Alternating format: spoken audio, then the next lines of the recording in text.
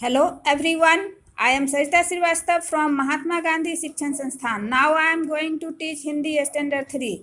बच्चों, आज पाठ की पुनरावृत्ति के अंतर्गत हम आपको आज आपके पाठ्य पुस्तक मकरंद से पाठ 3 जिसके शीर्षक है नाना के घर मज़े मज़े कहानी पढ़ाने जा रही हूँ। तो बच्चों आओ पहले हम इस कहानी को पढ़ते हैं, उसके बाद हम लोग इसके प्रश्न उत्तर को समझेंगे। पहले हम लोग कहानी पढ़ते हैं, फिर उसे समझते हैं और देखते हैं कि इस कहानी में क्या है। एक बहुत मज़ेदार ये कहानी है, नाना के घर मज़े मज़े। बच्चों, आप भी जब छुट्टियां होती हैं आपके स्कूल की, तो आप लोग भी अपने नाना के घर, दादा के घर जाना चाहते हो और वहां जाकर छुट्टियां मनाना चाहते हो। तो ऐसे ही कुछ बच्चे जो हैं अपने नाना के घर छुट्टियां मनाने के लिए जाते हैं और वो लोग कैसे उन छुट्टी को एंजॉय करते हैं, यही इस कहानी में बताया गया है बच्चों।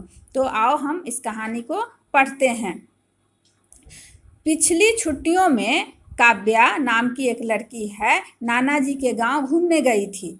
नाना जी के घर उसने खूब मज़े उड़ाए। वहाँ से लौटकर जब काव्या बस में गुनगुनाते हुए आई कि नाना के घर मज़े मज़े, नाना के घर मज़े मज़े।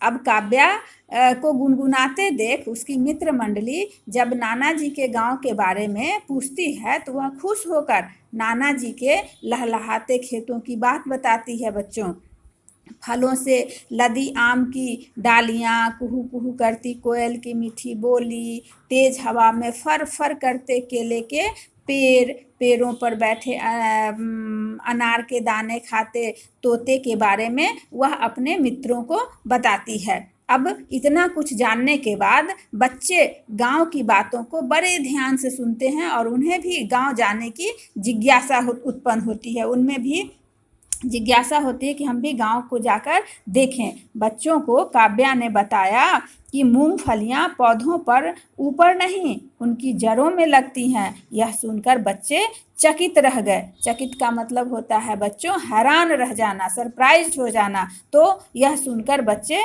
सरप्राइज रह गए, क्योंकि हम शहर में रहते हैं तो शहर में कहाँ खेत खलिहान होता है। तो बच्चे नहीं मूंगफली भी देखते हैं तो देखते हैं कि ये मूंगफली है, लेकिन यह मूंगफली कहाँ से आता है इसके बारे में जानकारी नहीं होती है। तो जब काव्या ने बताया कि मूंगफली पौधे के ऊपर नहीं उसकी जड़ों में लगती है, तो बच्चे यह सुनकर सरप्राइज हो गए, हैरान हो गए। बच्चों को काव्या से ही पता चला कि बेलों में लगे बड़े बड़े कद्दू खेत में पड़े थे। तो कद्दू तो आपने खैर देखा होगा फलते हुए। तो कद्दू तो हमेशा लतर में ही फलता है, जिसको हम क्रीपर पौधा कहते हैं, उसमें कद्दू फलता है बच्चों। तो काव्या उसे कद्दू के बारे में भी बताती है। फिर कहती है, ये उसकी सहेली रचिता कहती है कि क्या तुमने गाय को दूध देते हुए देखा। अब रचिता जो है वह काव्या से पूछती है कि गांव में तुमने गाय को दूध देते हुए देखा। काव्या चहकते हुए बताया कि हाँ, नाना जी की गाय का नाम कपिला है। नाना जी बाल्टी में उसका दूध दूहते हैं, दूध निकालते हैं। थनों से गाय के दूध की धार निकलते देख बहुत मजा आता था। अब काव्या ने आगे बताया कि नानी जी दूध से दही, मक्खन और स्वादिष्ट लड्डू बनाती हैं। कपिला का दूध पीने में बहुत स्वादिष्ट होता है। बच्चों, चूंकि वह गाय को खुद से पालकर उसका शुद्ध दूध जब हम प्रयोग में लाते हैं तो उसका स्वाद ही कुछ अलग होता है। लेकिन आज हम जो बाज़ार से दूध खरीदते हैं या ग्वाला हमारे यहाँ दूध देकर जाता है, उसमें वो शुद्धता नहीं होती है। इसीलिए अपने दरवाजे पर जो गाय रहती है उसका जो दूध निकलता है वह बहुत ही स्वादिष्ट होता है। उसका दूध सफ़ेद, अब आगे बताती है काव्या कि उसका सफ़ेद बछड़ा जो था दिन भर इधर उधर उछल कूद करता रहता था। काव्या की बातें सुनकर बच्चों के मन में भी गांव देखने की इच्छा हुई। काव्या ने उसे वादा किया कि अगली बार सबको नाना जी के घर घुमाने ले जाएंगी, यानी कि अगली छुट्टियों में वे अपने सारे मित्रों को अपने नाना जी के घर घुमाने ले जाएंगी।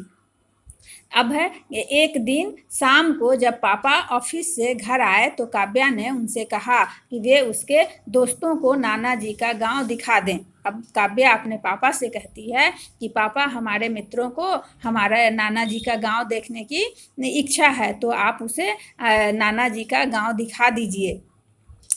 बस क्या था, पापा उसे हाँ बोले।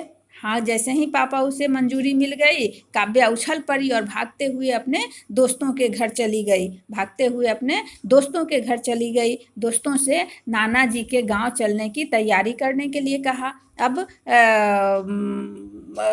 काव्या के सारे दोस्त नाना जी के घर जाने के लिए तैयारी करने के लिए वे भी अपने अपने माता पिता से अनुमति लेने के लिए माता पिता के पास गए। सभी बच्चे अपने अपने माता पिता से अनुमति ले ली। अब काव्या अपने पापा के साथ नाना जी के गांव जाने के लिए तैयार हो गई और वे लोग सभी उसके काव्या के पापा के साथ गांव की ओर चल दिए। अब बच्चों, मैं आगे की कहानी अगले वीडियो में पढ़ाऊंगी। तब तक के लिए धन्यवाद।